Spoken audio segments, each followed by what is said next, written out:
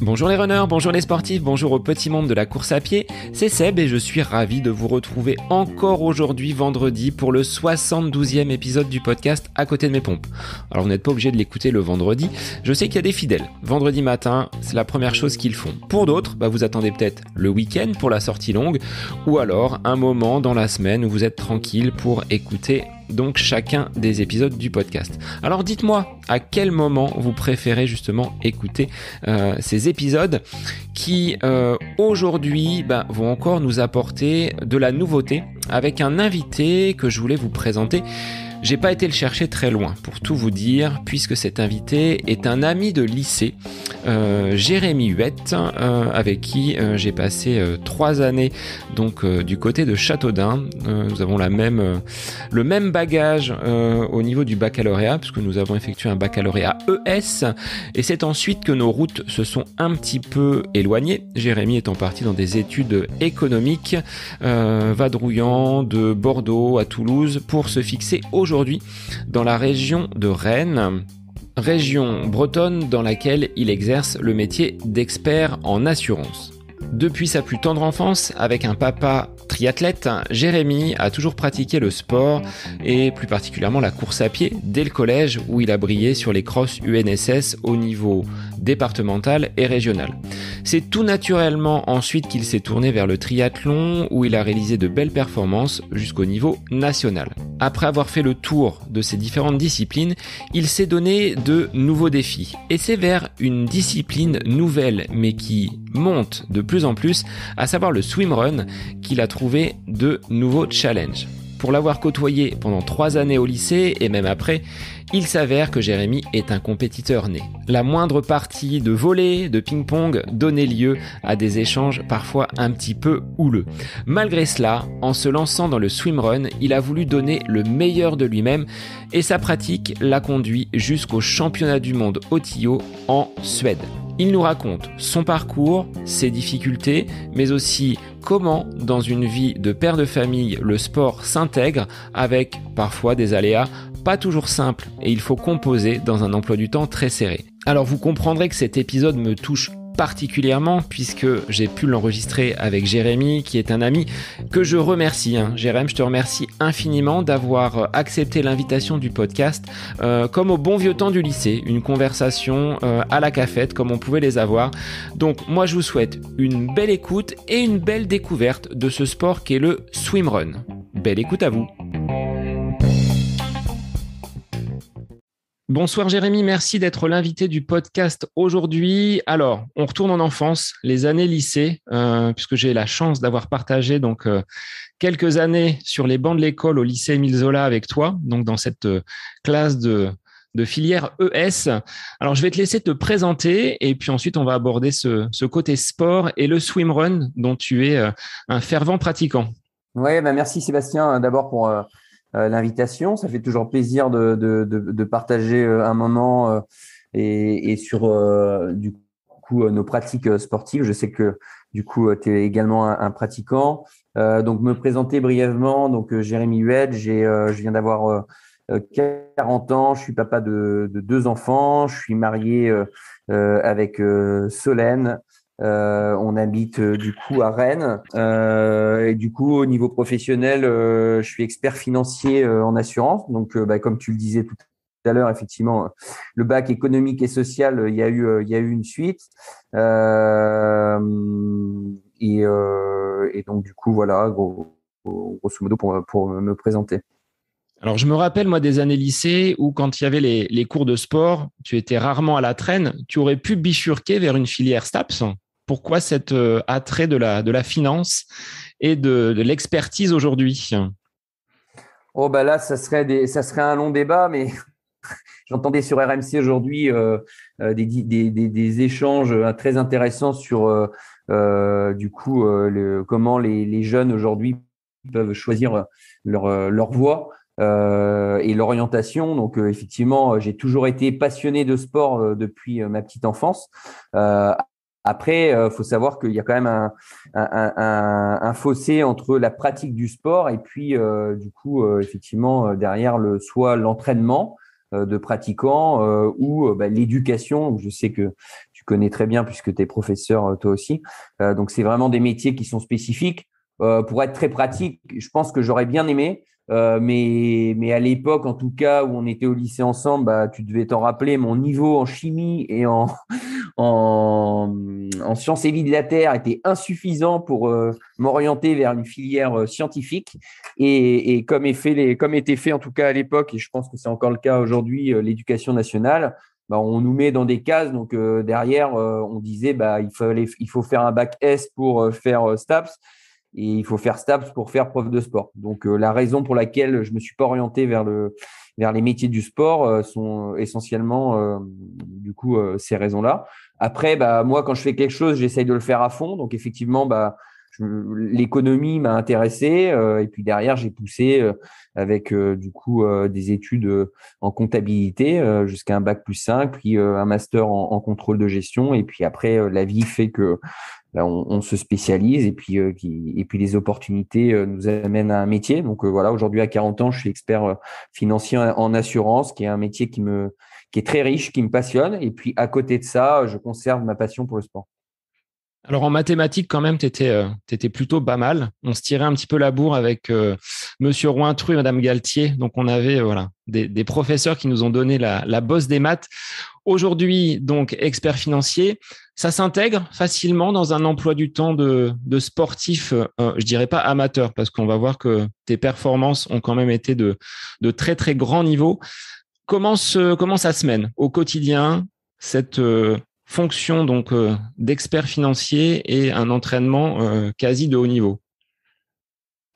Bon, faut pas se voiler, c'est compliqué. Après, c'est la passion qui fait le reste, parce que en fait, moi, j'entends beaucoup de gens qui me disent, j'ai pas le temps de faire du sport, mais à côté de ça, ils vont prendre la décision peut-être de regarder la télé 3 heures le soir. Donc tout ça, c'est une question de choix.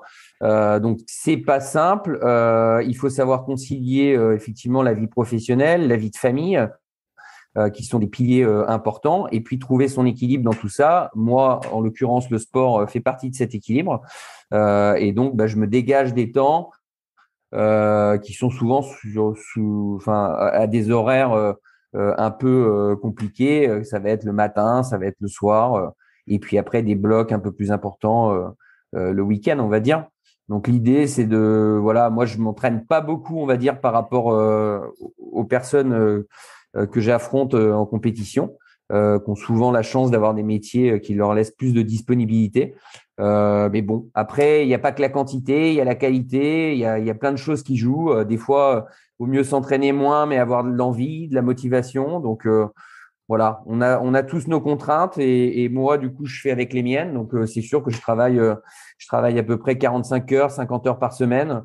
Moi, j'ai du mal à me dégager plus que 1 heure de sport par jour, et encore pas forcément tous les jours, du lundi au vendredi. Et puis après, faire un petit peu plus le week-end, et puis profiter aussi des périodes de vacances pour augmenter en volume, et après essayer de bien calculer, de bien rationaliser pour tendre vers des objectifs.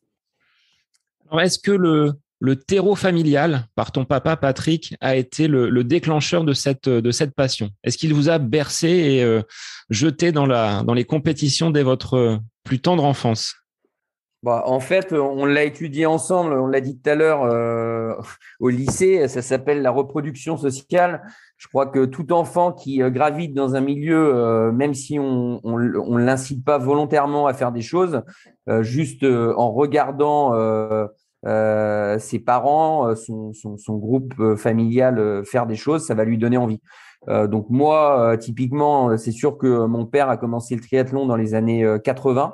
Au tout début du développement du triathlon en France. Donc moi, je suis né en 81, et le triathlon a vraiment commencé à prendre de l'ampleur autour de 1981. Donc forcément que les 2-3 premières années, je m'en souviens pas, mais à partir de 84-85, moi, tous les week-ends, j'étais sur des compétitions à regarder mon père pratiquer. Donc forcément que ça, pour un enfant, ça lui donne envie de faire la même chose. Il se trouve que mon père était aussi un compétiteur. Il a commencé sur le tard le triathlon parce que, il y a 2 ans, il a commencé à faire des compétitions. Donc forcément que ça, pour un enfant, ça lui donne envie de faire la même chose. Il se trouve que mon père était aussi un compétiteur. Il a commencé sur le tard le triathlon parce que, il y a 2 ans, il a commencé à faire des compétitions. Donc forcément que ça, pour un enfant, ça lui donne envie de faire la même chose. Il se trouve que mon père était aussi un compétiteur. Il a commencé Avant, il faisait du tennis de table et puis il profitait de la vie. Et à partir du moment où il a été père, il a décidé de se reprendre en main, d'arrêter de fumer et de se donner des objectifs. Et du coup, il a plutôt bien réussi avec une belle carrière sportive. Donc au début, l'objectif, c'est de tuer le père, comme on dit. Donc ça crée aussi de la motivation, de se dire un jour, je vais le battre. Et puis après, une fois qu'on y arrive, on se fixe d'autres objectifs. Donc ce qui est sûr, c'est que oui, ça m'a donné de l'envie et oui, ça a contribué à avoir certainement l'état d'esprit que j'ai, le côté compétiteur. Tu as commencé par le triathlon ou tu as réalisé d'autres sports quand tu as fait tes premiers pas dans les disciplines sportives? Non, j'ai commencé par d'autres sports. Je crois que le tout premier sport que j'ai pratiqué, c'est le judo. J'étais en primaire et en fait, j'étais un enfant qui était, on va dire, hyperactif, qui avait du mal à trouver le sommeil, qui avait du mal à canaliser son énergie. Et donc, les instituteurs à l'époque avaient préconisé à mes parents de m'inscrire dans un club de judo. Donc, j'ai d'abord fait du judo et puis ensuite, on est parti vivre en Afrique pendant 2 ans. Mon père étant militaire. À ce moment-là, j'ai continué le judo et j'ai commencé la natation. Mais je crois que ce qui m'a animé le plus, ça a toujours été la course à pied. Je faisais les crosses le cross de l'année au niveau de l'école primaire. Je gagnais ces courses-là. Quand mon père allait sur des courses sur route, il m'inscrivait sur les courses enfants. La plupart du temps, je gagnais. Donc, en parallèle du sport que je faisais dans un club, j'ai toujours fait de la course à pied dans le cadre scolaire. Et du coup, j'ai touché un peu à tout. J'ai fait du tennis de table quand j'étais au collège. Et puis, j'étais inscrit à l'UNSS aussi, qui était très formateur, où on touche à tous les sports. Donc, j'ai fait dans le cadre de l'UNSS de l'escalade, du volley, du badminton, plein de sports. J'ai toujours aimé tous les sports.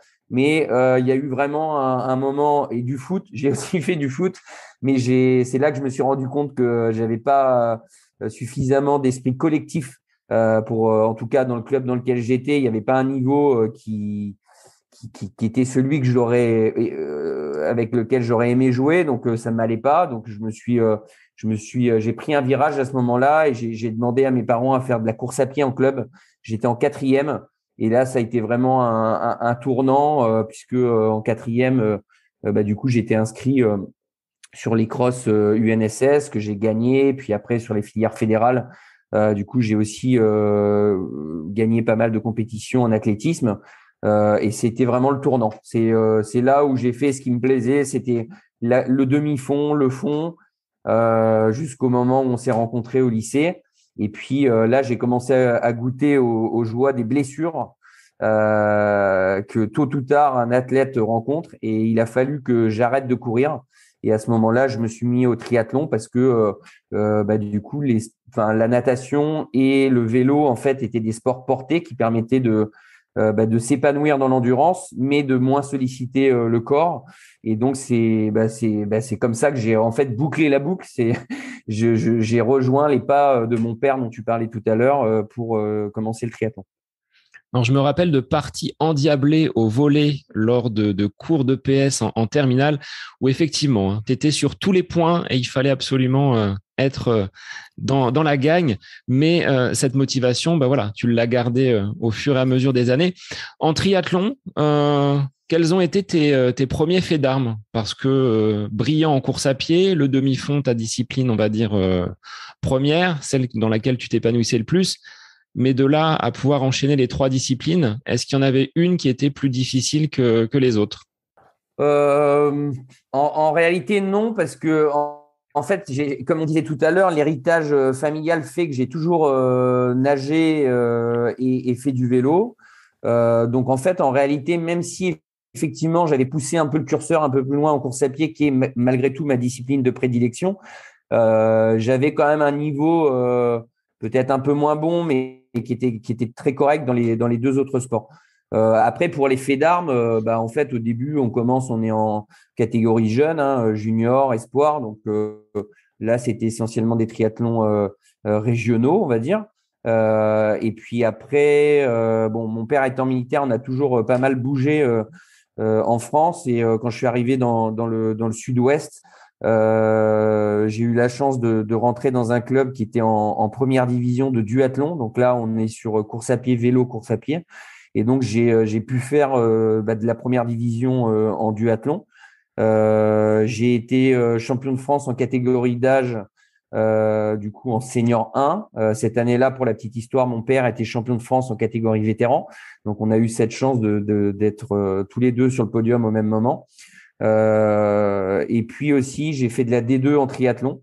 Alors, faut savoir qu'en France, il y a quand même un très, très gros niveau en triathlon depuis des dizaines d'années avec des internationaux qui viennent pendant la période hivernale, des Australiens, par exemple, qui viennent pratiquer. Donc, on a vraiment un très gros niveau en France. Moi, j'avais pas le niveau d'être en première division de triathlon, donc j'étais en deuxième division, niveau juste en dessous. Et voilà, du coup, je me suis épanoui pendant plusieurs années avec un mix compétition régionale et compétition, on va dire, de deuxième rang en triathlon et première division en duathlon. Qu'est-ce que tu t'es dit quand tu es monté sur la boîte en même temps que ton papa, en étant sur la plus haute marche du podium? Il y a cette fierté de dire finalement on est au même niveau entre guillemets sur le même moment. C'est ce qui est beau sur la même course, de pouvoir partager ces émotions-là. Ouais, alors c'était pas se dire le même niveau, mais c'était clair que c'est le plaisir d'un moment partagé en fait. Le plaisir que lui, il est content d'avoir réussi sa course le jour J et d'être sur le podium. Et puis, il est aussi content pour moi que j'y sois, et puis inversement. Donc, c'est un plaisir partagé en fait. Mais pas, pour le coup, pas de se dire, ouais, j'ai fait aussi bien qu'eux. Non, en fait, au niveau familial, moi, c'est pas une motivation de se dire, j'ai fait aussi bien qu'eux ou j'ai fait mieux qu'eux. Je me fixe mes objectifs personnels, j'essaye de les atteindre, mais il n'y a pas j'ai pas vraiment la motivation de dire je vais faire mieux que mon père, quoi. Alors il y a deux frères derrière dans la famille Jérémy qui poussent également, que ce soit Greg ou Tony. Est-ce que ça t'a poussé également à te dépasser et à aller toujours plus loin, cette fraternité qui peut susciter un peu d'émulation? Ouais, ouais, je sais pas, c'est compliqué en fait. Si tu posais la question à ma femme, je pense qu'elle te dirait oui, puisqu'elle vit les repas de famille et les échanges parfois houleux sur des sujets sportifs. En fait, moi, ma réponse serait de dire plutôt non. Pourquoi? Parce que alors mon deuxième frère, enfin mon premier frère qui s'appelle Grégory, lui, il a fait de l'athlé. En fait, on va dire c'est peut-être le plus talentueux, mais le moins besogneux. Donc au final, il a jamais exploité son talent. Donc il fait du sport à un bon niveau régional, mais il a jamais vraiment poussé le truc à l'extrême.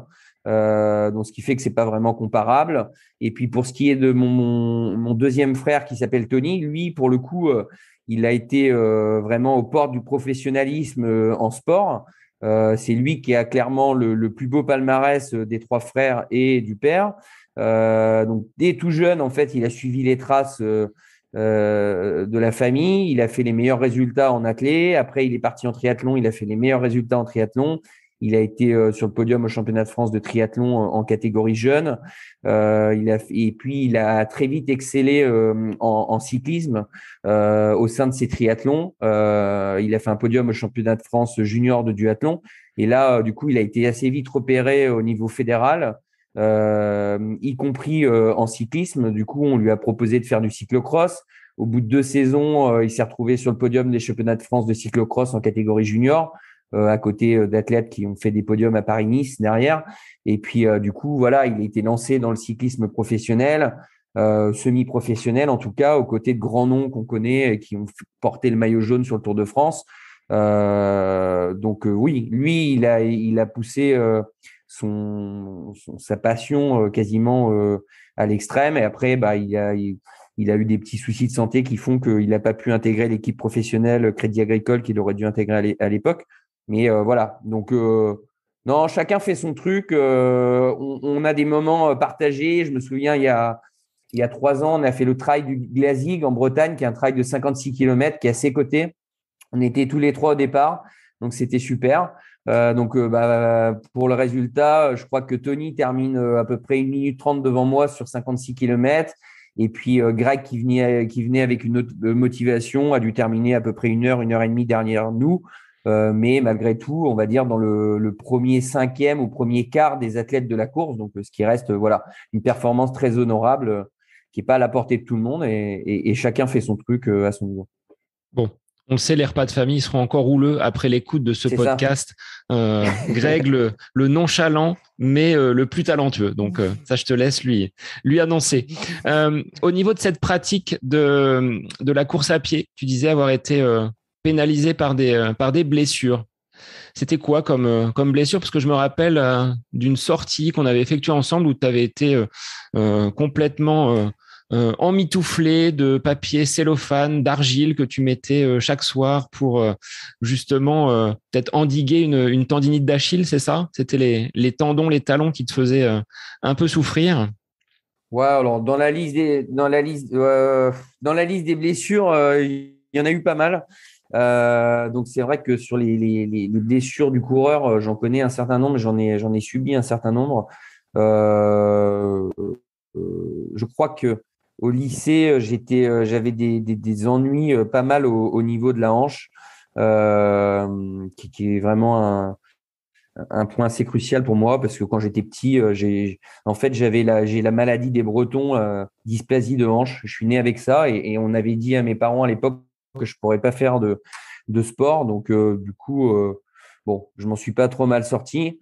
Mais c'est vrai que le fait d'avoir quelque chose qui fonctionne pas super bien dans le corps, va entraîner des compensations et donc des blessures derrière. Donc j'ai eu tendinite aux adducteurs, douleur à la hanche, périostite, syndrome de l'essuie-glace, voilà, pas mal, bursite, pas mal de choses. Et c'est vrai que ça a commencé à apparaître vers 16-17 ans, on va dire. Alors j'ai eu des périodes où j'étais complètement tranquille, j'ai plus de douleur et puis après des fois on veut faire toujours mieux, toujours plus, le petit entraînement de plus ou les 2 petites secondes de mieux sur les séries de 400 et puis c'est la petite goutte d'eau qui fait déborder le vase après tous les entraînements qu'on a fait avant et après on regrette mais bon c'est comme ça donc après c'est l'expérience qui fait qu'on arrive à moins se blesser peut-être mais je dois pas être assez expérimenté. Avec l'âge, peut-être qu'on apprend. Enfin, cette année 81, qui est quand même une très, très, très bonne année, hein, je dois l'avouer. Je te rejoins là-dessus sur cette cuvée de 1980. Mais effectivement, peut-être qu'aujourd'hui, tu te connais un peu mieux, donc c'est peut-être plus facile. Et cette bascule vers les sports portés te permettent aujourd'hui de continuer à être performant et à briller. Tu le disais par rapport à des sportifs qui vont, eux, peut-être s'entraîner plus. Toi, tu te connais, tu te gères peut-être un peu mieux et tu sais qu'il faut accélérer quand il le faut, mais sans aller trop loin dans les douleurs et dans les bobos. Ouais, non, en fait, je dirais non parce que je sors d'une année de blessure, mais en fait, oui, on se connaît mieux, mais en même temps, comme je disais, c'est compliqué quand on est dans une lancée, en fait, dans une motivation, de se dire, on est dans une phase où on se sent bien. Et en fait, on devrait prendre du recul en se disant, bon, là, prends ta semaine de repos ou sur tel entraînement, ça sert à rien de pousser. Alors, en fait, il y a la différence entre la conscience des choses et puis la réalisation des choses. Je pourrais conseiller à un certain nombre de personnes comment faire et pour autant, je me l'applique pas à moi-même, toujours en tout cas. Et donc, c'est la raison pour laquelle, par exemple, cette année, là, j'ai décidé depuis très longtemps, j'avais plus d'entraîneur et je m'entraînais moi-même.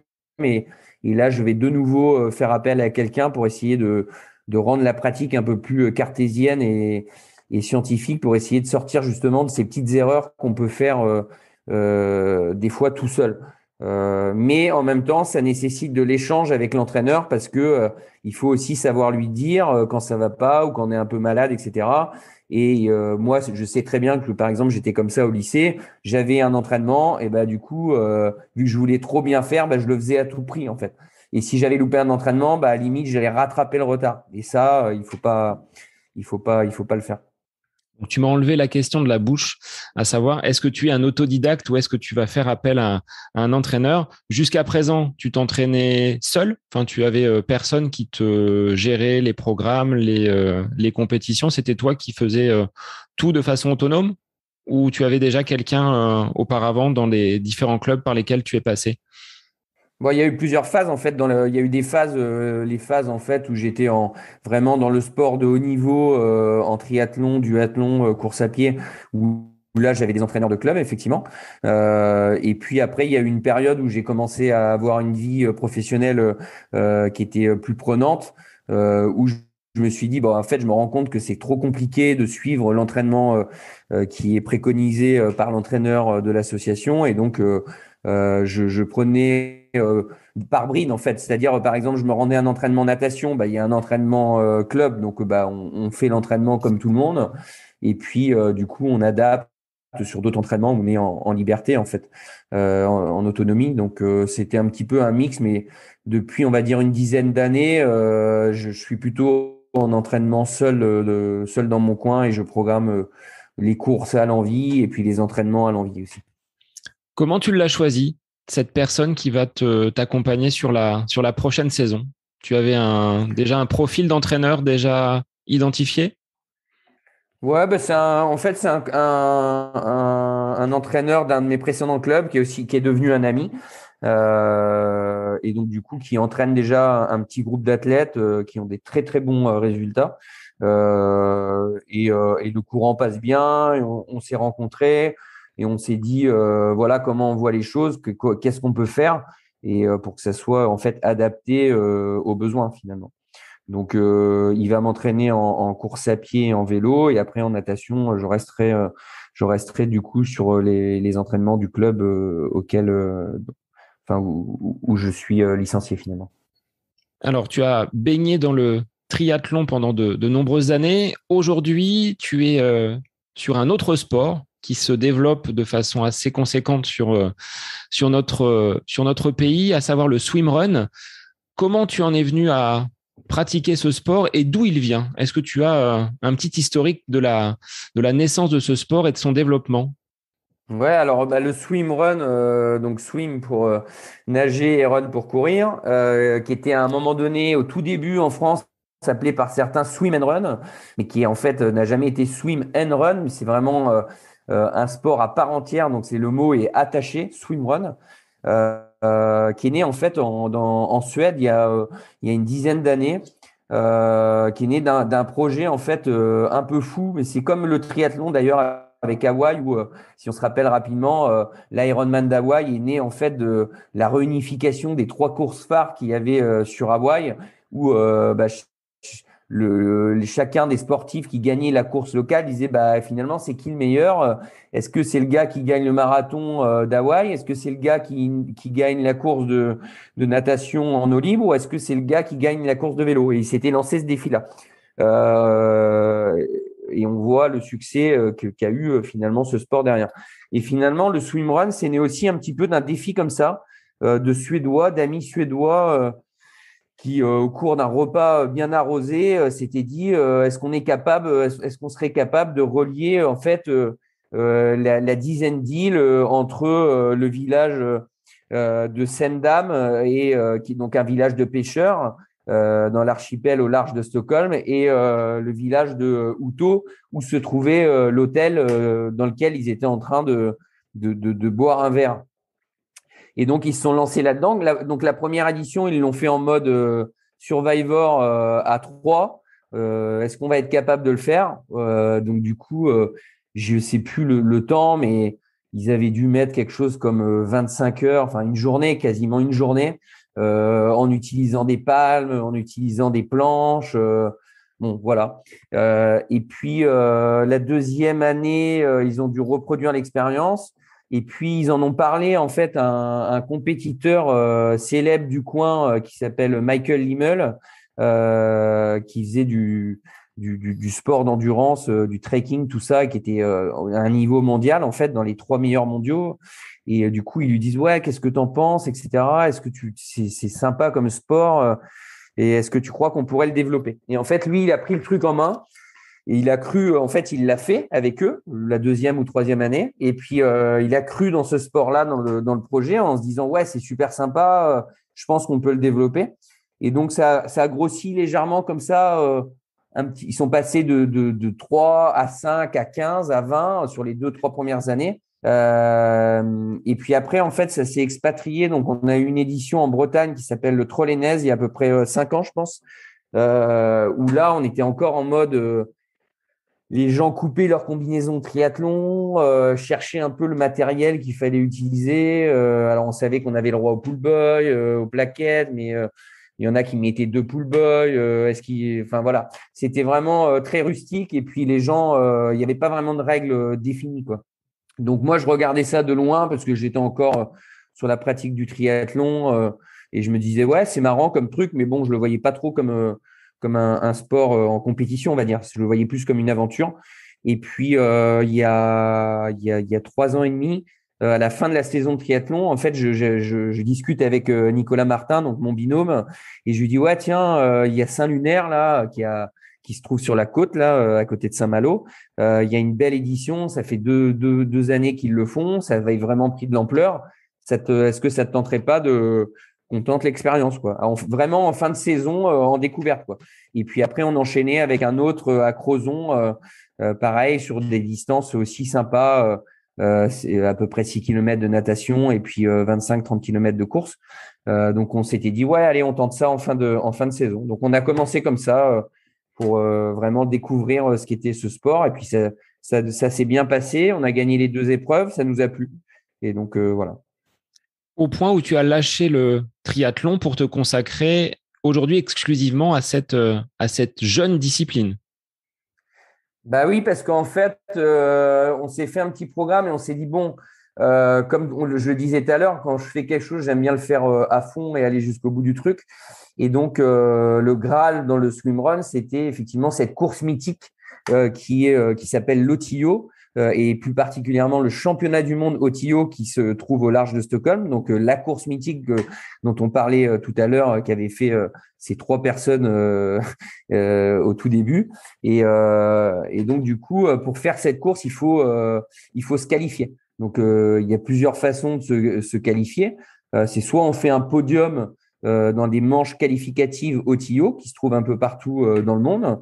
Donc, les 3 premières places sont qualificatives, ou soit on marque des points au fur et à mesure des courses avec un ranking, comme pour en fait le championnat du monde Ironman à Hawaï. Et à la fin de l'année, ils regardent et ils prennent les 50 premières équipes garçons, les 50 premières équipes filles ou les 50 premières équipes mixtes, donc garçons-filles. Et donc, nous, on s'était dit, ouais, on est pas mal. On va essayer de se qualifier one shot sur une course. On peut faire un podium. Donc, au début, on avait pensé à faire les îles Scilly, qui sont un archipel britannique, mais il y a eu un problème dans l'agenda, donc on n'a pas pu y aller.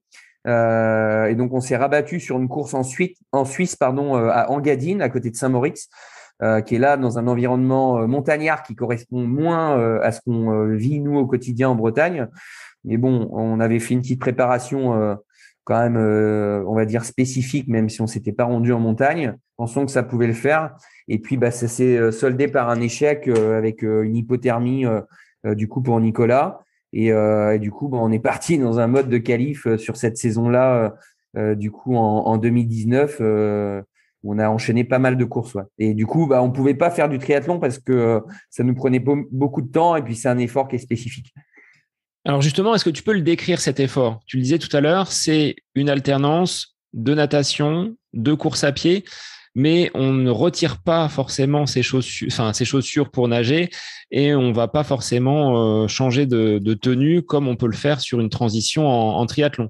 Comment ça se passe et est-ce qu'il y a des distances qui sont vraiment imposées ou est-ce que comme dans le triathlon, on va avoir différentes tailles avec un baby swimrun et ensuite des compétitions de plus grande envergure? Ouais, alors, donc, il y a 2 questions pour ce qui est du matériel. En fait, comme on le disait tout à l'heure, le matériel et la course. En fait, on doit aller d'un point A à un point B. Donc, le matériel qu'on a au départ, on doit l'avoir à l'arrivée. Il n'est pas question de se décharger de matériel en cours. Et il faut savoir que, du coup, ce sport est aussi très axé sur la nature. Donc, ça fait partie vraiment de l'esprit swimrun. On protège la nature, on évolue dans un milieu naturel, mais on le respecte et on le dégrade pas. Donc, on part avec notre matériel. Donc, on sait qu'il va falloir nager, il va falloir courir. Donc, pour courir, il faut des chaussures. Jusque là, ça va. Et puis pour nager, vu que ça se passe en milieu naturel, soit le plus souvent en océan ou dans des mers, soit parfois dans des lacs ou des étangs, du coup, c'est mieux d'avoir une combinaison parce que l'eau, elle est froide. Le matériel aujourd'hui qui est le plus commun, on va dire, c'est sur une ligne de départ. On va avoir une combinaison qui est qui est courte au niveau des jambes pour permettre une facilité à courir, qui est à souhait en fait en haut, soit avec des bras, des manches longues, soit des manches courtes en fonction de la température. Et c'est toujours un dilemme de dire est-ce que je pars en manche longue, est-ce que je pars en manche courte, parce que on a peur d'avoir chaud en course, trop chaud quand on court, mais en même temps on a peur d'avoir trop froid quand on nage, comme je l'ai dit tout à l'heure, parce que l'hypothermie est vite arrivée.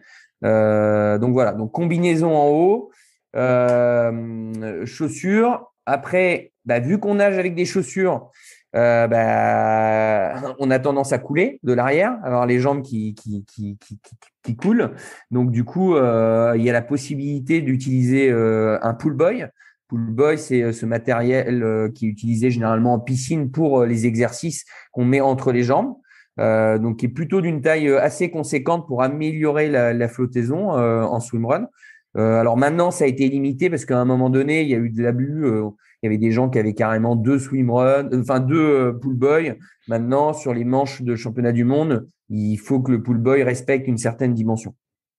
Et puis au niveau des appuis, on a le droit aussi d'utiliser, c'est pas une obligation, des plaquettes.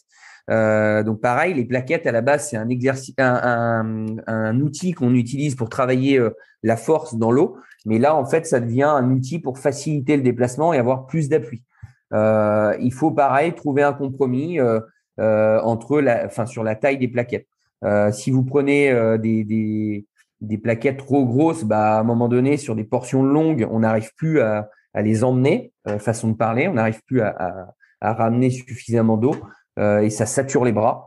Donc au début, c'est mieux de commencer avec des plaquettes plus petites. Et puis après, ça fait partie des entraînements spécifiques pour le swimrun, d'essayer de faire beaucoup de séries en natation avec des plaquettes pour être capable de les emmener sur des longues distances.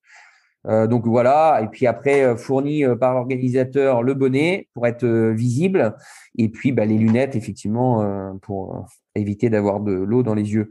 Donc pour ce qui est du matériel, voilà, c'est assez minimaliste finalement, ça se fait bien. On est en autonomie. Moi par exemple, quand je vais sur la côte chez mes beaux-parents, je pars de chez eux, on est à 1 kilomètre de la plage, je pars, je suis équipé en mode swimrun, je cours 1 kilomètre, j'arrive à la plage, boum, je plonge dans l'eau, je nage 1 kilomètre et puis je sors et puis je prends le GR et puis quand j'ai envie de retourner dans l'eau, quand j'ai trop chaud, je retourne dans l'eau. C'est très naturel finalement, c'est un effort qui est vraiment naturel. Alors sur une période estivale, je pense que c'est agréable, mais sur des entraînements pour préparer la saison en plein hiver, avec les courants, les vagues, ça doit pas être simple quand même de nager dans ces conditions un petit peu dantesques parfois. Même en Suède, la température doit pas être aussi favorable que sur les côtes méditerranéennes ou en Espagne, par exemple. Ouais. Alors, juste, je rebondis sur la question d'avant parce que j'y ai pas répondu sur les distances parce que ça intéressera du coup les personnes qui contrôlent le podcast. C'est vrai que c'est une question qui est souvent posée. Au début, il y avait peu d'épreuves, donc les organisateurs ils faisaient une course qui était souvent sur des distances assez longues parce que la référence, on le disait tout à l'heure, c'est les Suédois. Donc c'est le sport d'endurance long, dur. Mais aujourd'hui, on est sur un sport qui a une croissance et un succès fou. Et donc les organisateurs pour accueillir et puis en offrir un petit peu un panel de courses plus large, propose comme en triathlon des courses en taille S, en taille M et en taille L. Voilà, c'est vraiment la même chose, c'est S, M, L et donc comme ça, tout le monde y trouve son compte. Et puis, le swimrun, à la base, c'est un sport qui se pratique en duo, en binôme. Et aujourd'hui, on voit des pratiques qui sont autorisées en solo parce que il y a quelqu'un qui n'a pas un copain ou qui n'a pas un frère ou un père pour faire le truc avec lui et pourtant il a envie de le faire. Du coup, les organisateurs aujourd'hui, ils ouvrent à ces pratiques. Voilà, ça c'était pour les tailles de compétition. Après, pour l'entraînement, clairement, l'hiver en Bretagne, on peut pas s'entraîner en milieu naturel. L'eau, elle est trop froide. On croit qu'on peut le faire. Moi, j'ai essayé l'année dernière, au mois de mars, et je me suis dit, tiens, il fait beau, je vais mettre la combinaison et je vais nager. Je suis resté 10 minutes dedans. J'avais pourtant une cagoule, des gants, des chaussons. Je suis resté 10 minutes, j'étais frigorifié. Donc, en Bretagne, en tout cas, c'est pas possible. Après, il y a des régions en Europe où les gens peuvent s'entraîner. Les gens qui ont la chance d'habiter en Espagne ou même en France, au niveau de la Méditerranée, il y a beaucoup de pratiquants de swimrun sur la côte, au niveau de Nice, Cannes, etc. Eux, ils peuvent pratiquer quasiment toute l'année. L'eau, quand on est bien équipé avec une bonne combinaison, c'est possible de nager. Mais en tout cas, pour nous en Bretagne, en période hivernale, il faut se rabattre sur les piscines. Donc sur la piscine, tu rentres avec ta combinaison, tes chaussures, tu ressors ou tu te fais… Non, là, tu vas te faire mettre à Non, la non. porte. Ouais, on redevient un nageur ou un triathlète normal, lambda. On va adapter, si possible, une partie des entraînements pour les rendre spécifiques, comme je disais tout à l'heure, aux contraintes, aux spécificités du swimrun. Donc, ça va être des séries qui vont être peut-être plus allongées, là où un nageur va enchaîner je sais pas, 20 fois 50 mètres, bah, le swimrunner va plutôt enchaîner des séries de 200, 400, des distances beaucoup plus longues, comme des séries de 3 fois 1000 mètres pour le plaquette, où voilà, on travaille dans une autre filière en fait. Mais en fait, c'est comme tout, c'est comme en course à pied. Il y a le coureur de 800 qui se fait vomir à la fin de l'entraînement. Il y a le coureur de 10 000 qui va faire plus des séances de seuil à 19-20 km/h. Enfin, ça dépend des niveaux, mais voilà, pour donner un ordre de grandeur. Le coureur de marathon qui va faire des séries de 3 fois 20 minutes. Donc voilà, c'est un peu pareil en natation. Du coup, après, on peut garder comment dire, un entraînement qui est globalement sur une partie de l'entraînement le même que les autres. Et puis après, on va faire du spécifique, comme on dit, sur une partie de l'entraînement. Pour revenir sur le matériel, Jérémy, en termes de chaussures, on n'est plus sur des chaussures de trail. Au vu du relief, vous sortez sur des zones qui sont vraiment naturelles, donc plutôt escarpées sur les côtes que vous pratiquez. Ouais, en fait, ça c'est pareil. C'est dans l'évolution. Au début, c'était qu'est-ce qu'on va mettre comme chaussure? Il faut une chaussure qui évacue bien l'eau. Il faut trouver un compromis, pas que ça soit trop lourd. Mais en même temps, il faut que ça soit avec suffisamment d'amorti, puisque au final, on va quand même courir des distances assez longues. Et en fait, effectivement, ce qui en ressort aujourd'hui, c'est des chaussures de trail qui sont portées par quasiment tous les pratiquants de swimrun. Il y avait quelques marques qui avaient lancé des chaussures spécifiques swimrun. On a par exemple Salomon qui a un modèle spécifique swimrun. Moi personnellement, j'ai eu plusieurs modèles de chaussures, mais c'est des chaussures de trail, par exemple des Hoka ou des Brooks Cascadia ou ce genre de chaussures. Et en partant c'est des heures d'épreuve. C'est pas juste un peu de natation et un petit peu de course à pied. Le ravitaillement, comment tu le gères? Parce qu'il faut que ce soit étanche, vu que vous basculez du monde terrestre au monde marin. Alors, du coup, on a la chance. Alors, nous, on avait la plupart des combinaisons maintenant le font et nous, on avait la chance d'avoir développé une combinaison avec une société qui s'appelle Naughty Red, qui a sa marque qui s'appelle Squall Swim Run maintenant. Donc, on a des poches. En fait, on a des poches. On a une poche à l'arrière dans laquelle on peut venir glisser des produits énergétiques type fléchettes qu'on retrouve dans tous les sports d'endurance ou même d'autres types de produits, des barres énergétiques. À l'intérieur de la combi, on a aussi fait mettre des poches qui permettent de stocker du ravitaillement. Donc effectivement, on est en autonomie, on est en semi-autonomie en réalité. C'est-à-dire que sur une épreuve, l'organisateur va prévoir des points de ravitaillement, mais qui sont souvent insuffisants, on va dire, pour tenir toute une course. Parce que on peut avoir des périodes sur des courses estivales où il va faire très chaud, donc on a besoin de boire, puisque effectivement on est sur plusieurs heures d'effort.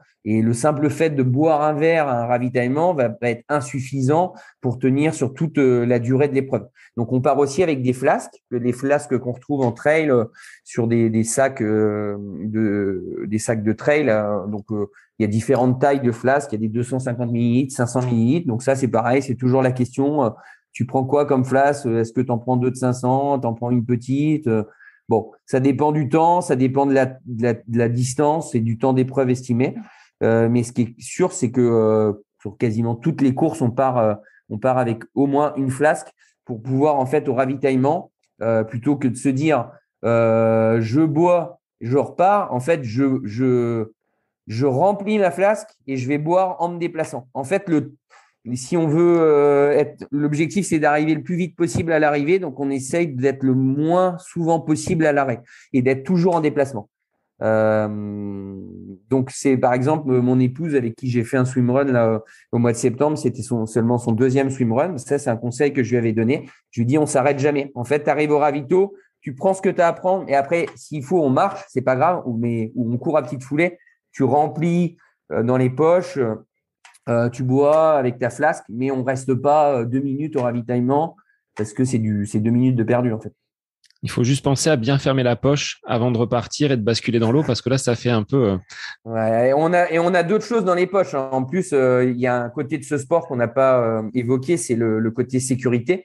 La plupart des organisateurs aujourd'hui demandent du coup à l'athlète qui prend le départ d'avoir un sifflet pour pouvoir alerter en cas de problème du coup durant la course, une couverture de survie. Alors ça prend pas beaucoup de place, mais ça, plus potentiellement une bande de compression dans le cas où il y aurait une hémorragie sur une coupure grave sur une descente de rocher, etc. De pouvoir faire un pansement compressif. Donc voilà, on est quand même chargé. Ça fait des allures qui sont assez marrantes quand on voit les athlètes au départ des courses avec des ventres un peu bien remplis parce que il y a potentiellement les lunettes qui sont rangées, le bonnet, le matériel de sécurité, le ravitaillement. Donc ça fait du monde à transporter. Vous avez estimé déjà le poids que vous pouviez embarquer avec vous, enfin, un peu comme un débarquement en fait. Vous êtes comme les soldats en 44, vous êtes harnachés, équipés, prêts à partir au combat. Ouais, ça a déjà été ça dans certaines épreuves. À Crozon, par exemple, le départ était donné en mer. Donc, on allait dans un bateau qui nous lâchait en mer. Après, on rejoignait la côte sur la première section natation. En fonction du climat qui peut être un peu rustre en Bretagne, on a effectivement parfois l'impression de partir à la guerre. Mais non, bon, après, ça reste… Aujourd'hui, le matériel est très technique. Hein, on a vu l'évolution ces dernières années. Les gens en trail prennent des kawaii qui pèsent rien. Je veux dire, c'est quelques grammes, quoi. Donc, c'est pas très lourd, hein. C'est parfois plus gênant que lourd parce que effectivement, la bande compressive, elle est ronde, ça nous embête, mais bon, il faut l'avoir. Mais c'est pas très lourd, ça va. Alors, je dis vous depuis tout à l'heure parce que la particularité, tu l'as dit, hein, dans sa forme originelle, le swimrun se pratique à deux. Mais là, il faut un binôme, une personne qui avec toi va être sensiblement du même niveau parce qu'il ne s'agit pas d'être à deux opposés du peloton, l'un devant et l'autre derrière. Il y a quand même une distance peut-être à respecter entre les deux partenaires.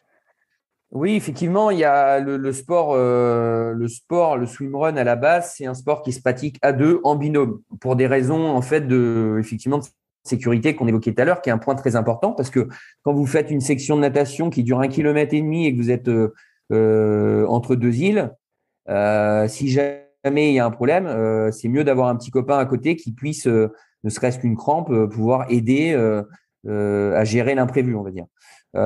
Donc, nous, en tout cas, on a connu ce sport jusqu'à présent à deux. On a du coup avec effectivement, si possible, quand on cherche la performance, en tout cas, ce qui était notre cas, essayer de trouver un binôme qui est à peu près d'un niveau identique. Et ça, c'est pas facile parce qu'en fait, il y a deux sports. Donc, ça veut dire qu'il faut avoir à peu près le même niveau en course à pied, à peu près le même niveau en natation. Après, il y a toujours un qui est un peu plus fort en course à pied, l'autre en natation. Après, on peut très bien se mettre avec quelqu'un qui est plus fort dans les deux disciplines.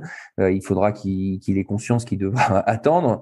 Mais par contre, effectivement, comme tu disais, il n'y a pas le droit de se dire je pars 10 km devant et je laisse le petit copain ou la petite copine dans la nature au plein milieu du peloton et moi je navigue devant. En fait, sur les manches de Coupe du Monde, il y a une distance à respecter. C'est de l'ordre de 10 à 15 mètres. Une personne qui part à 50 mètres, 100 mètres devant va se prendre un avertissement en disant il faut que tu restes avec ton collègue pour les raisons qu'on a évoquées tout à l'heure. Si jamais il décide de pas respecter les règles, il se fera disqualifier. En fait, après, c'est pas l'objectif des organisateurs de disqualifier les gens, mais effectivement, il faut savoir au départ que on est sur un sport solidaire et pas solitaire, et que du coup, il faut attendre son coéquipier. Alors, c'est pas toujours facile, hein. Moi, par exemple, quand j'ai fait avec mon épouse, et quand vous êtes avec 300 autres athlètes, et que du coup, vous savez que vous êtes capable de courir avec ceux qui sont devant et que votre binôme est un petit peu moins bien, bah, du coup, vous êtes tenté d'aller devant. Et du coup, celui qui est derrière, lui, dit « Ouais, mais attends, moi, je peux pas, je suis à mon maximum. » Donc là, il y a aussi un échange qui a lieu pendant la course. Il faut savoir communiquer, donner ses impressions, mais en même temps, il faut aussi savoir parfois gérer la susceptibilité de l'autre parce que le ton qu'on va employer, en même temps, il ne faut pas oublier qu'on est dans un effort. Donc, des fois, le naturel revient au galop et on va peut-être pas arrondir les angles comme on le ferait tranquillement autour d'un café. Donc, tout ça, en fait, en réalité, ça veut dire il faut bien se connaître. Et un duo performant, en fait, c'est comme un couple, en fait. C'est deux individus qui se connaissent et qui, limite, n'ont pas besoin de se parler pour savoir ce que ressent l'autre. Dans quel état d'esprit est l'autre, dans quel état tout simplement est l'autre, est-ce qu'il est bien, il n'est pas bien. Des fois, un simple regard suffit quand on connaît bien la personne, on se dit waouh, là il est en souffrance, il faut que je ralentisse. Donc bon, ça s'apprend, ça s'appréhende, ça met du temps. Ça met du temps à constituer un binôme où tout roule. Et de peut-être pas montrer peut-être à l'extérieur aux concurrents qui participent à la course avec vous, que vous êtes dans le dur et que c'est peut-être le moment où ça va craquer. Ça peut peut-être donner des envies à d'autres binômes. Oui, oui. Ah oui, en fait, il y a des stratégies. En fait, il faut savoir, la natation, c'est un peu comme le vélo. Il y a un gros phénomène d'aspiration. Donc, un duo qui se sentirait, par exemple, à un moment de la course un peu plus fort que celui avec lequel il se trouve ou ceux avec lesquels il se trouve, pourrait se dire, finalement, je vais produire un effort important à ce moment-là qui va me permettre de partir en natation avec un petit peu d'avance et du coup que les autres ne bénéficient pas de l'aspiration d'être dans les pieds, qui est vraiment une aide importante, hein. On gagne beaucoup de temps. Donc oui, tu as tout à fait raison. Il y a aussi un petit jeu de rôle, comme on retrouve dans tous les sports. Alors après, ça dépend qu'est-ce qu'on cherche, où on place le curseur. Là, ce dont on est en train de parler, c'est effectivement si on vise un podium, si on vise une victoire. Maintenant, si on a des prétentions qui sont moindres avec l'objectif de participer, bien évidemment qu'on a le droit de dire à son collègue à voix haute je suis en difficulté, c'est dur, ralenti, etc. Voilà. Auprès de quelle fédération, je t'ai pas demandé, est rattaché ce sport? Est-ce que c'est course à pied? Est-ce que c'est triathlon? Est-ce que c'est natation? Ou est-ce qu'il y a une fédération à part entière pour le swimrun? Alors, jusqu'à l'année dernière, il n'y avait pas de rattachement en fait à une fédération. Le swimrun était un sport à part entière. Les organisateurs souscrivaient à une assurance responsabilité civile dans le cadre de l'organisation, mais ne bénéficiaient pas de l'infrastructure, on va dire, de fédération qui existe depuis de nombreuses années. La Fédération française de triathlon, qui a vu le phénomène swimrun prendre de l'ampleur de manière exponentielle dans des proportions qui sont même au-delà du développement du triathlon dans les années 80 dont on parlait tout à l'heure, du coup, c'est dit, tout naturellement, on est sur un sport enchaîné, puisque en fait, au sein de la Fédération française de triathlon, on a le triathlon, on en a parlé, le duathlon, l'aquathlon, qui est natation, course à pied, mais juste une section de natation et une section de course à pied sur des distances qui sont assez courtes. On a le Xterra, qui est du triathlon en mode VTT, avec du VTT et du trail. Voilà. Donc, on a du triathlon des neiges. Donc, on a des sports enchaînés. Et donc, tout naturellement, la Fédération française de triathlon s'est dit, il semble logique de rattacher en France le swimrun à notre fédération.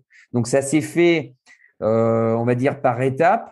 Et l'année dernière, en fait, on a connu le tout premier championnat de France de swimrun, auquel on a participé avec Nicolas et où on a eu la chance de terminer vice-champion de France. Donc, ça, c'était aussi une de nos satisfactions. Et la particularité, c'est là où on voit qu'il faut un petit temps d'adaptation.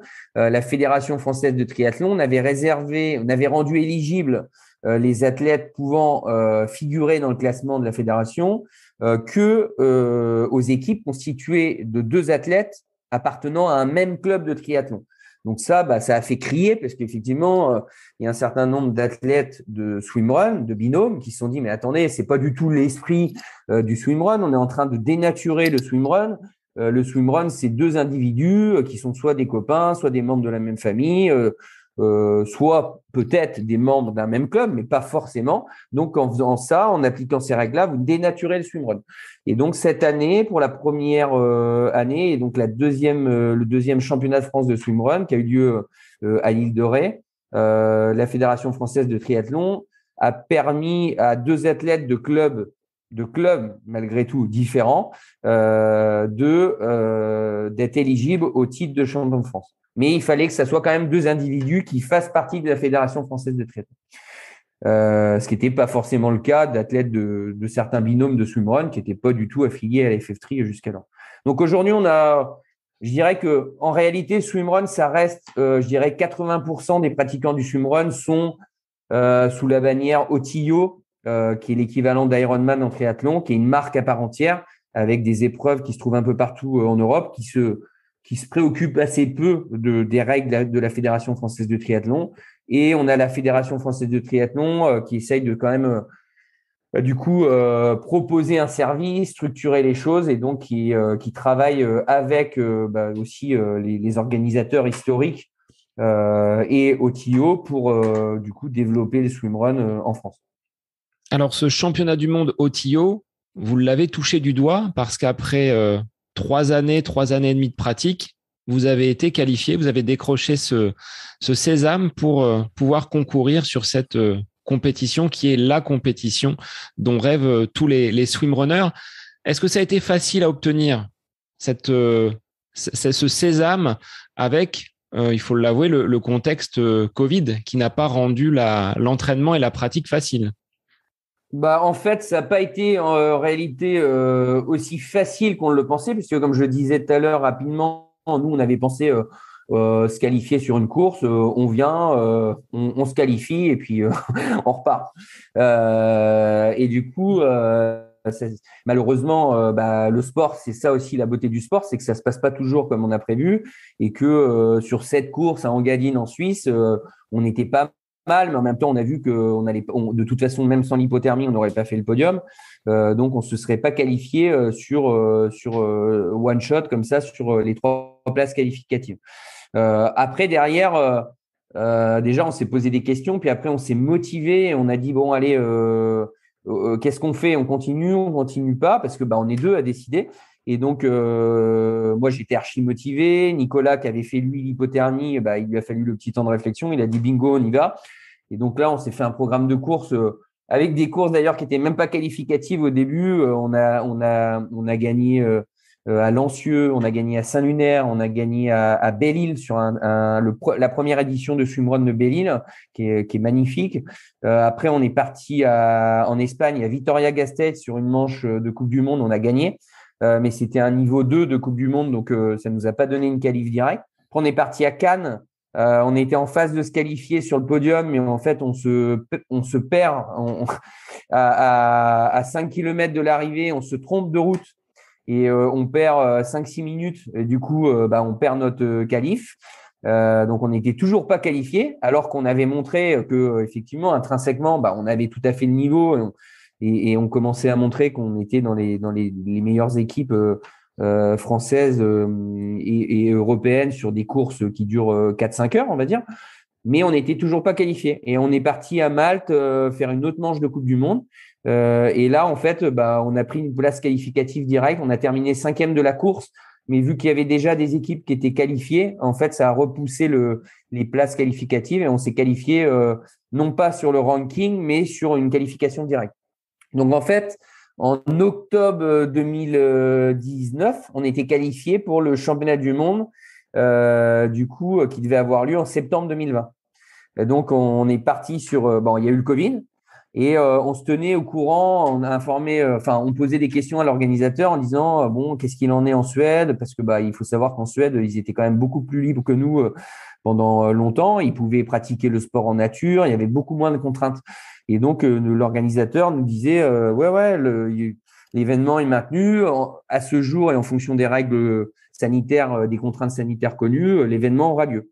Donc nous on a fait une préparation qui a été amputé des sports nautiques pendant l'hiver parce que on pouvait pas, on était comme tout le monde, on était bloqué chez nous, donc à part les gens qui avaient la chance d'avoir des piscines chez eux, c'était impossible d'aller s'entraîner. Donc on n'a pas nagé. Après au printemps, quand on nous a libéré un peu, on a mis les bouchées doubles. Donc on a fait un entraînement intensif en natation et en course à pied. Et puis au mois de juin, on se faisait des grosses sessions d'entraînement 4-5 heures. Des stages comme ça avec vraiment des grosses sessions d'entraînement. On y croyait. Et au début juillet, on nous dit non, finalement, la course est annulée. En fait, la course n'est pas reportée, elle est annulée. Donc, le championnat du monde 2020 n'aura simplement pas lieu et votre qualification, elle est perdue. Voilà. Quand c'est comme ça, comment on rebondit? On se dit finalement tous les efforts, tous les déplacements, les sacrifices qu'on a pu faire, il faut remettre le bleu de chauffe et retourner chercher une qualif. On a un peu le moral dans les chaussettes, comme plein de sportifs ont eu sur plein d'autres courses. Il y a des gens qui ont préparé le marathon de Paris pour faire un temps, ils n'ont pas pu le faire. D'autres, notre grand Teddy Riner qui a préparé les Jeux Olympiques, puis ça a été décalé. Donc voilà, on a tous vécu, tous sportifs, chacun à son niveau a vécu ça. Donc je pense que on est dans le même état d'esprit. Il faut se remotiver. Après, quand on aime ce qu'on fait, c'est plus simple. On se dit qu'on relativise, on se dit que ça reste du sport, c'est pour tout le monde pareil, et puis on y va.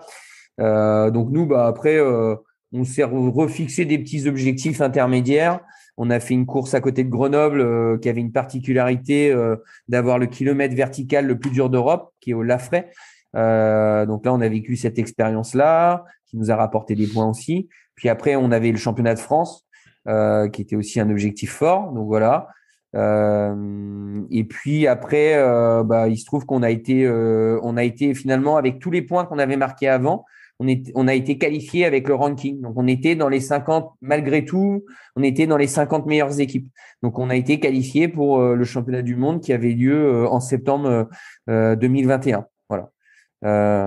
Et donc on a pu se rendre en Suède. Alors deuxième année de Covid quand même, deuxième année de contrainte. Alors, avec Nicolas, on a eu de la chance, et aussi grâce à la Fédération française de triathlon d'ailleurs, pour cette fois-ci, de pouvoir accéder à partir on va dire, de Noël à des piscines sur critères en fait de sportifs de haut niveau. Donc, c'est aussi un apport. On voit, il y a des choses qui prennent du temps, puis il y a aussi des choses qui sont intéressantes pour les athlètes. La Fédération française de triathlon permet ça. Donc, on a été identifié dans les filières haut niveau pour le swimrun, et donc on avait la possibilité d'accéder aux piscines. Donc on s'est entraîné cet hiver avec des créneaux qui étaient super. Au final, il n'y avait pas grand monde, donc on pouvait nager.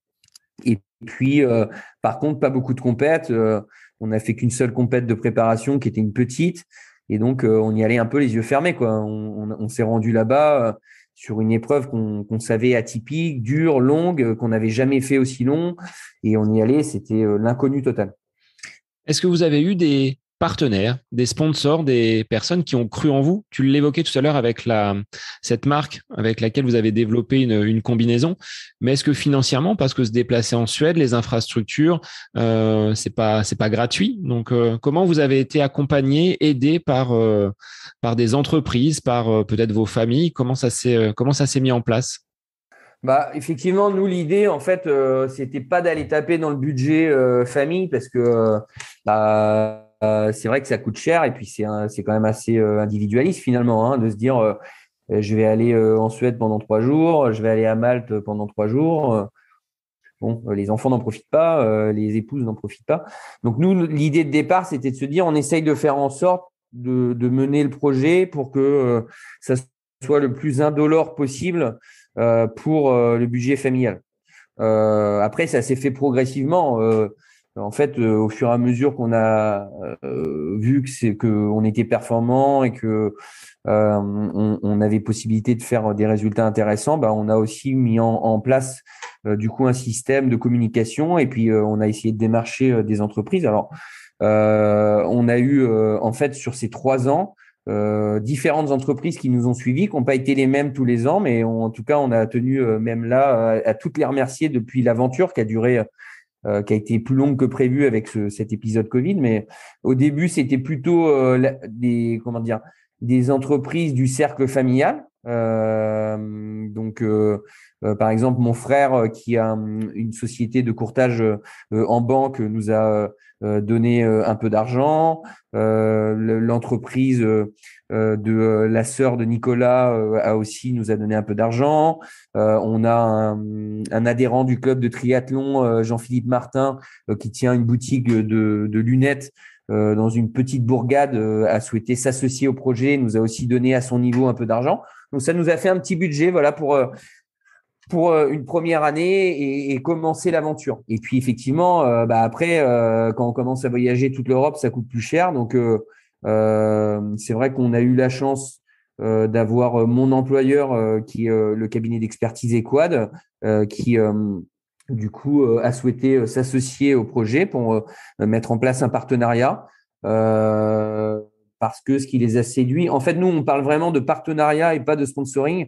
On essaye de faire en sorte que ça soit pas que dans un sens, en fait, qu'il y ait un partage et que du coup, à notre niveau, avec ce qu'on peut donner ou partager, bah, on essaye de rendre un petit peu. Alors, c'est pas forcément grand-chose, mais ça peut être des conseils, par exemple, pour certains collaborateurs sur des entraînements, ça peut être des retours d'expérience. Et puis, ce qui avait plu à mon employeur aussi, c'était vraiment le côté dépassement de soi qu'on peut retrouver en entreprise. Justement, ce qu'on disait tout à l'heure en préambule, comment on arrive à adapter un emploi du temps. Finalement, in fine, est-ce que le sport n'est pas même bon pour l'efficacité ou l'efficience d'un salarié en entreprise? Et puis le côté nature, respecter la nature, être intégré dans un environnement naturel. Voilà. Donc c'est plein de valeurs en fait qui ont attiré du coup un certain nombre d'entreprises qui nous ont soutenus dans ce projet et puis sans qui ça aurait pas été possible. Il faut savoir à titre d'exemple informatif que par exemple le prix du dossard pour l'inscription au championnat du monde, c'est autour de 1 000 euros. Donc ces 1 000 euros, ils prévoient le droit de participer et puis une nuitée d'hôtel. Voilà. Ensuite, c'est la souffrance pendant… alors, combien de kilomètres en natation et combien de kilomètres en course à pied vous attendez quand vous avez pris le départ de cette course? Donc, c'est le Graal, du moins, et l'accomplissement de vos 3 années et demie de pratique. En fait, ouais, c'est une course qui est longue parce qu'en fait, l'OTIO a été classé dans un des classements dont j'ai plus le nom, mais des courses d'endurance les plus dures au monde. Donc, pour comparer dans les sports, dans d'autres sports, on a la Diagonale des Fous du TMB sur de l'ultra trail, on a le marathon des sables, on a le triathlon d'Hawaï et aujourd'hui dans le top 5, on a l'OTIO World Championship où on a en fait une distance qui est à parcourir. Comme je disais tout à l'heure, de l'île de Sandam à l'île d'Uto, qui fait une distance totale de 10 km de natation dans les eaux suédoises et un total de course à pied trail de 65 km. Donc, ça fait une distance totale à parcourir de 75, répartie 10 natations par tronçon et 65 au total de course à pied. Donc après, le temps d'effort, il dépend du niveau de chacun. Les premiers sont autour de 8 heures et arrivent même à descendre aujourd'hui sous les 8 heures, ce qui est juste un niveau de performance stratosphérique. Et en ce qui nous concerne, on n'avait pas vraiment… En fait, on s'était dit dans un coin de notre tête, on part pour 10 heures d'effort. On part pour 10 heures. Si on est dans un jour au top, on peut aller tendre vers les 9 heures, légèrement en dessous de 9 heures, 9 heures. Et puis si on n'est pas bien, il faudra serrer les dents. Mais on s'était dit, allez, 10 heures, ça semble quelque chose de réaliste. Et on a mis 9h27. Donc plutôt un bon Donc jour. on était à peu près dans le vrai au niveau du créneau, du temps d'effort. Après, dans un bon jour, en fait, je pense qu'on avait une bonne forme physique tous les deux au niveau du moteur, on va dire. Et au niveau de la carrosserie, par contre, c'était pas bon parce que moi, ça fait 1 an que j'ai une bursite où j'ai essayé de soigner cette blessure comme je pouvais, accompagné de médecins du sport. Mais du coup, j'avais même eu des infiltrations dans la hanche. Et puis, ça a tenu indolore pendant 3h30, 4 heures. Je pense que j'aurais pas eu mal si j'avais couru sur du plat, en fait, sur de la route et du plat, parce que la foulée aurait pas été la même. Mais là, le fait de crapahuter sur les rochers, glissant, etc., à être vraiment sur du vrai trail très technique avec des obstacles, des troncs d'arbres à franchir, etc., sursolliciter la zone qui était déjà blessée. Et donc, voilà. Donc, au bout de 4 heures, c'était très dur. Et puis Nico, lui, il avait eu une grosse alerte parce qu'en fait, l'OTIO ne lui suffisait pas. Donc, il avait fait un Ironman au mois de juin et il avait eu une petite séquelle au mollet, une petite déchirure au mollet qu'il avait eu du mal à soigner parce que c'est toujours délicat, là, ces petites blessures à soigner. Et du coup, ça s'est réveillé pendant la course. Donc, à un moment donné, pendant la course, on s'est dit, waouh, ça va être dur. Il nous reste 6 heures à courir. Donc, on a serré les dents, comme on dit, et on a débranché. On pense à quoi? À rien. On se contente d'avancer sans pour autant se fixer d'objectifs. Comment tu as pu réagir? Parce que l'objectif était d'aller jusqu'au bout, bien entendu. Mais débrancher, ça veut dire quoi pour toi? Je pense que ouais, chacun doit le vivre à sa façon. Il y en a qui abandonnent parce qu'ils sont pas capables de trouver le petit supplément de dépassement. Je pense que honnêtement, vu la douleur que j'avais, honnêtement, je pense qu'il y a beaucoup de personnes qui auraient abandonné. Après, moi, du coup, je me rattachais à mon binôme en me disant attends, on est au milieu de nulle part, on a fait tout ça, tout ce qu'on a vécu là tout à l'heure, qu'on disait la phase amont de préparation, de qualification, etc. On va pas abandonner là au milieu de nulle part, prendre un bateau pour. Donc, je m'étais dit en fait, s'il faut marcher, on va marcher, mais il faut qu'on aille au bout, quoi. Et puis on s'encourage tous les deux. Donc il y a ça. On essaye de se trouver des motivations plus personnelles encore, comme la famille, en se disant, ben ouais, mais tiens, les enfants, pense à tes enfants, qu'est-ce qu'ils vont dire si jamais tu abandonnes, donc, et quelle fierté ils vont avoir vraiment si tu arrives à aller au bout. Donc, ça, c'est aussi un supplément de force. Et puis aussi, quand on a l'esprit de compétition, de se dire, allez, celui qui est derrière, faut pas qu'il te rattrape, et puis celui qui est devant, faut que tu essaies de le rattraper, même si tu as mal. Tout le monde est dans la même galère, et puis il faut y aller, quoi. Voilà. Mais ouais, c'est dur. Alors, est-ce qu'aujourd'hui, c'est le meilleur moment que tu as vécu dans ta carrière sportive débutée il y a maintenant plus de 35 ans? Donc, tu disais en 1984-85 pour tes premiers balbutiements en sport. Là, aujourd'hui, est-ce que ça a été cette course au Tio qui est celle que tu retiendrais parmi toutes les autres que tu as pu mener, celle que tu as pu gagner? Est-ce que celle-ci est devant toutes les autres? Après, il y a en fait, je pense à un moment donné, moi, je fais pas trop de bilan parce que je suis encore comment dire, dans la projection de me dire, je peux encore faire d'autres choses. Donc, je vois des gens, des fois, aujourd'hui, avec les réseaux sociaux, ils sont en train de se rappeler de leur victoire d'il y a 20 ans. Moi, j'essaye pas trop de faire ça. Et puis, je me dis, on regarde devant. Ce que tu as fait, c'est bien, mais voilà. Après, si je devais faire un bilan intermédiaire à 40 ans et si je dois me dire, demain, tu arrêtes le sport parce que voilà, ton corps ne le permet plus, tu n'es plus capable, et puis ça peut arriver. Je veux dire, ça arrivera un jour. Qu'est-ce que je retiendrai? Peut-être quand même les premières courses d'enfants, etc. Honnêtement, c'est un plaisir que je souhaite à tout le monde, à un enfant, quel qu'il soit, de pouvoir vivre ces moments-là, de se dire, tiens, et peu importe le niveau, que ça soit à l'école ou sur une course départementale ou quoi que ce soit, de se dire, tiens, là, j'ai gagné, j'ai été le meilleur, et d'avoir l'honneur et de voir soit ses copains ou ses parents, etc., dire, ouais, il a gagné, c'est super. Donc ça, j'en ai vécu ces moments-là et c'était super.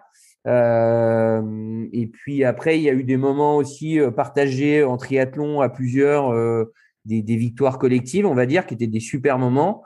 Et puis oui, de manière plus contemporaine, ces dernières années, c'est pour moi le plus beau, le plus bel aboutissement. En fait, c'est pas une victoire. On termine 27e, on termine 5e équipe française. Alors après, c'est pareil. Il y a des gens, ils sectorisent tous leurs résultats. Ils vont dire, ouais, je suis champion du monde dans la catégorie 35-40 ans, machin. Non, là, en fait, ce qu'il faut savoir, il faut être humble. On termine 27e de la course. Il y a des équipes 100% féminines qui sont devant nous. Il y a des équipes mixtes qui sont devant nous. Alors oui, sur des efforts de 4-5 heures, on sait, on l'a déjà montré, on les bat. Mais en attendant, sur un effort de 9 heures, ils sont devant nous. Ils nous ont battus. Donc nous, on retient qu'on a terminé 27e mondial, ce qui est déjà une très belle performance, qui est honorable parce que c'est que des équipes qui sont sélectionnées. Donc c'est que les meilleurs de leur catégorie. Donc ça, c'est une satisfaction. Après, un petit goût d'inachevé. C'est aussi pour ça que du coup, j'ai une soif de refaire pour essayer d'améliorer. Alors, comment tu vas t'y prendre? Est-ce qu'on garde le même binôme ou est-ce qu'il y a des changements dans cette organisation pour aller de nouveau concourir sur cette course au Tillot? Comment tu vas mener cette année 2022, puis peut-être un petit peu plus loin, hein, si on repart sur un nouveau cycle, un nouveau projet? Ouais, du coup, il y aura des changements, mais qui ne sont pas en fait motivés par comment dire, de se dire je vais changer de binôme pour avoir un meilleur résultat. En fait, nous, on avait construit notre binôme et du coup, ça se passait super bien. Et je pense que la valeur intrinsèque de notre binôme par rapport à notre homogénéité, notre connaissance de l'un et de l'autre, elle était super. Après, il se trouve que effectivement Nicolas, lui, a décidé de passer sur un autre projet sportif, peut-être aussi moins contraignant par rapport au côté du sport à deux.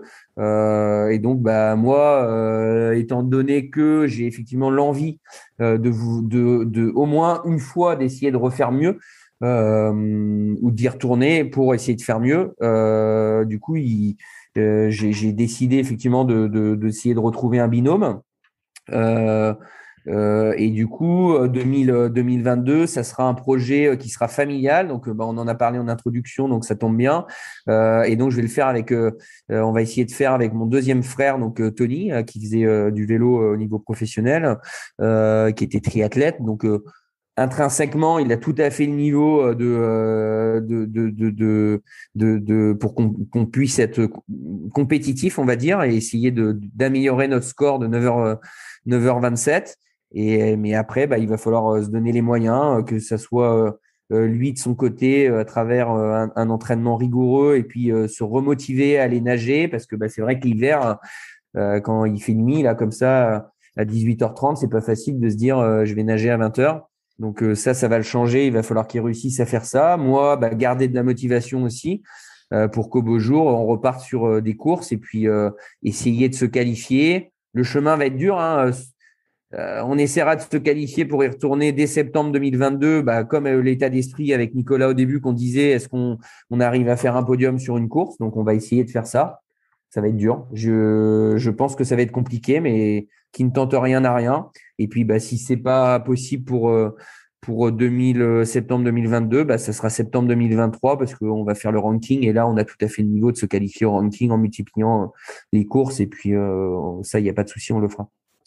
Question bête, mais sur les points, tu repars à zéro vu que tu changes de binôme ou vous gardez quand même un certain nombre de points, le bénéfice des courses qui ont été passées avec l'historique des compétitions auxquelles vous avez pris part?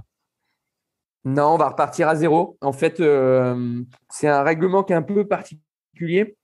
Si par exemple j'avais continué avec Nicolas quelques courses et qu'on avait le nombre de points qui était suffisant, ce qui aurait été tout à fait possible, puisqu'en fait, il faut savoir que le championnat du monde compte beaucoup plus dans le poids des points gagnés. Donc on avait déjà un bon petit capital de points.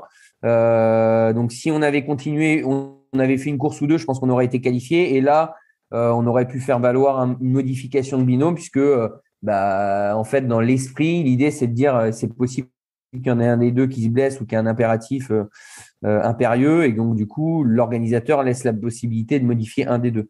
Mais vu que là en fait c'est une modification en amont et pas au dernier moment, du coup on repart de zéro. Donc, nouveau challenge pour 2022 avec peut-être des courses mixtes, puisque tu le disais, hein, avec Solène, ton épouse, vous participez à des courses en Bretagne. Est-ce qu'elle a l'envie, la motivation comme toi d'aller sur des distances aussi longues, ou est-ce que ça reste le côté passion, tu le disais, hein, de partager cette discipline en famille? Non, elle n'a pas la motivation de faire des courses aussi longues, c'est trop long. Je pense elle a adoré, comme beaucoup de personnes qui testeront ce sport adoreront le côté de se déplacer dans la nature comme ça, et le côté fluide de changement de sport. Donc, elle avait fait une première expérience à Belle-Île avec une copine, où elles avaient d'ailleurs gagné dans leur catégorie. Et puis là, en fait, l'année dernière, au championnat de France, on avait gagné un dossard. Il se trouve que le swimrun de Saint-Lunaire se trouvait 6 jours après le championnat du monde. On n'était pas du tout avec Nicolas en capacité de pouvoir s'aligner sur la course phare pour aller remettre notre titre en jeu, parce qu'en fait, on avait gagné les 2 précédentes éditions avant le championnat de France. Donc on avait dit non, c'est pas possible. Et puis d'ailleurs, je l'ai bien vu que c'était pas possible. Le corps, les courbatures étaient tellement présentes que j'étais incapable de me lancer sur une compétition en mode je vais le plus vite possible sur une distance qui est quand même relativement longue et sur un terrain escarpé, qui est le GR34. Donc c'était pas possible. Donc je lui avais promis, j'avais dit on le fera ensemble. Comme ça va niveler. Et puis, ça sera sympa. Et c'est vrai que c'était une superbe expérience. Donc, je pense que sur des courses comme ça, format M, du coup, on s'était positionné sur un format M.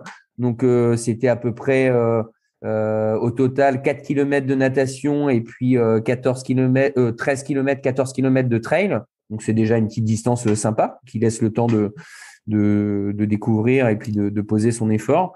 Ça, elle aime bien. Donc, oui, si on peut, on refera quelques courses en Bretagne pour partager ce moment-là. Ouais.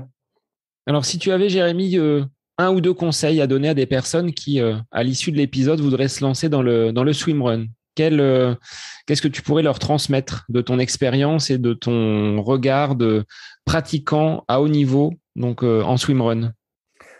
Du coup, aujourd'hui, on trouve pas mal de tutos sur Internet, donc de bien se renseigner sur effectivement le matériel. Notamment, il y a des petites subtilités qu'on a connues nous au début. Comment on met son pull boy. Après, si la personne fait partie d'un club, peut-être demander à un pratiquant autour de lui quelques petits tuyaux sur le pull boy, on le met comment, est-ce que je mets des chaussettes, pas de chaussettes, par exemple. Les gens se disent ouais, mais vu que je nage, je vais pas mettre de chaussettes. Bah ouais, mais mauvaise idée, parce que on fait du trail, donc on va attraper des ampoules. Donc par exemple, le premier conseil, ça va être mettre des chaussettes dans les chaussures.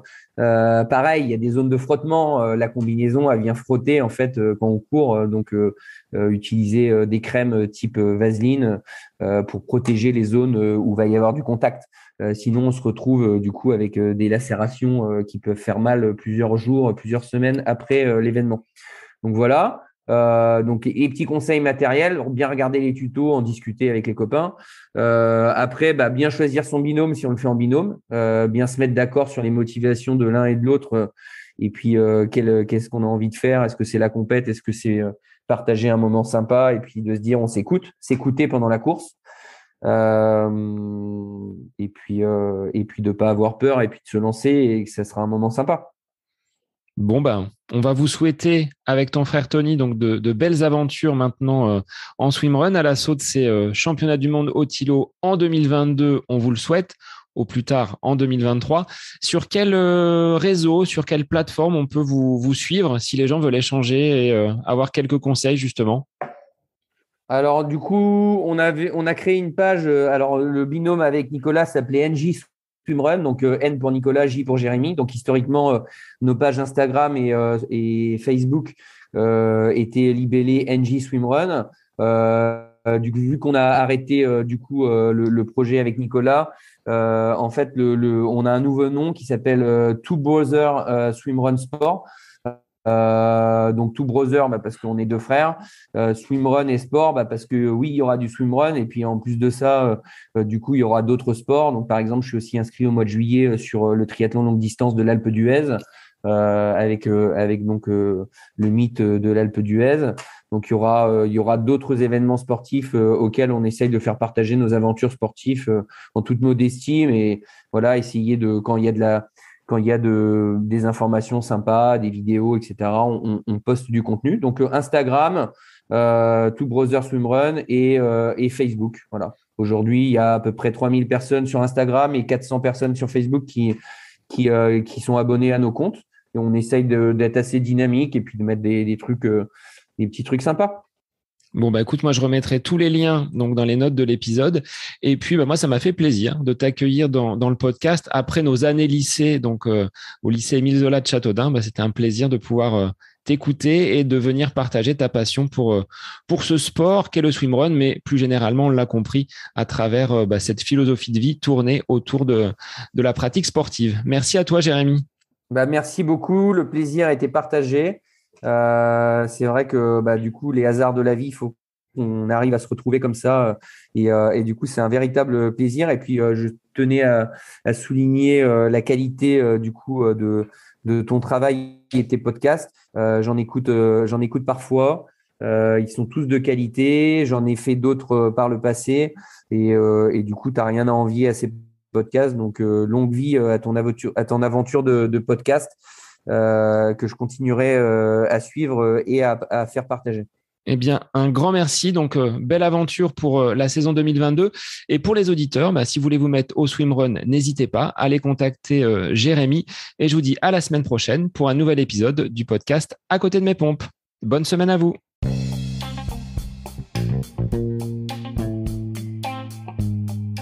J'espère que cet épisode avec invité vous aura plu. Je vous remercie infiniment de votre écoute.